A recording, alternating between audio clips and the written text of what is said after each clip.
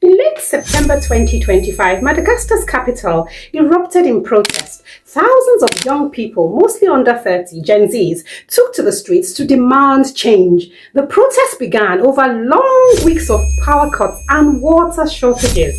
The frustration started on TikTok and X. Then it turned into a real-world mobilization, a movement called #GenZMada, with a simple slogan, "We deserve better." Within weeks, their movement forced the president, Rajoelina, to dissolve his government, fire key ministers, and resign. This is a rare victory in African politics. But if you look closer, you'll see that there are similarities between the issues facing Madagascar and Nigeria. There's poverty, no electricity, and corruption, the same struggles that young Nigerians face every day. Madagascar and Nigeria are worlds apart geographically, but their people share similar hardships. Can you believe it? They actually do. According to Le Monde Afrique's report in October 2025, in Madagascar, over 70% of protesters were under 30.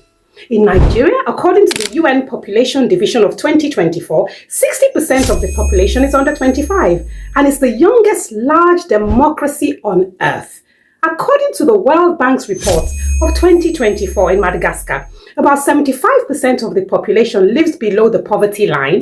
In Nigeria, more than 54% live below the national poverty line as well, rising to 75.5% in rural areas, according to the World Bank in April 2025. In Madagascar, only 36% of people have reliable electricity.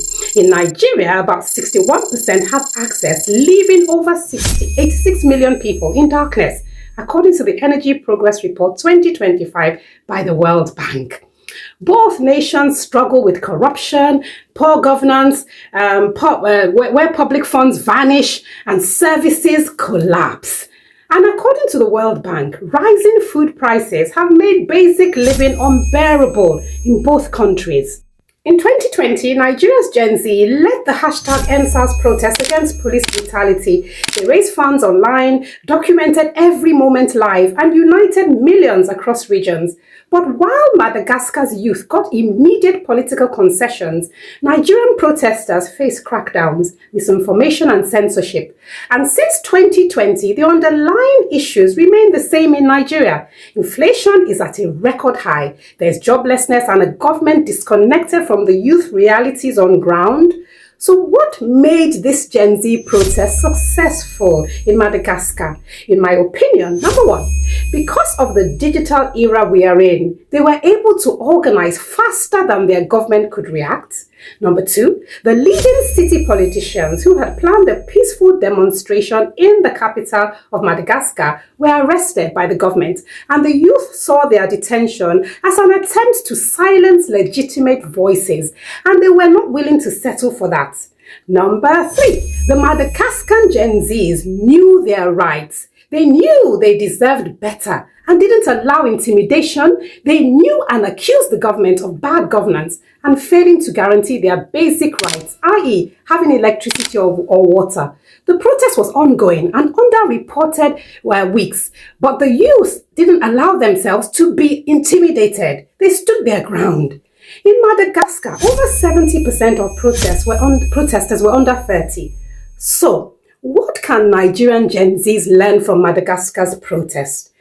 Gen Z, you must keep pushing a narrative to the world that your protest is peaceful. Have a narrative you have marketed to the world and keep marketing it. Keep marketing it. Number two, you must be willing to see the protest through though, even if it takes weeks, and you must not bow to pressure. Number three, be disciplined. Make sure the protest remains peaceful, focused, and sustained, because this will build public and international trust for you, Gen Zs. Nigeria's Gen Z should have the same energy, talent, and moral authority. So you should keep up the persistence. If you like our content, have a look at the Nepal versus Nigeria video that we made. It involved protests.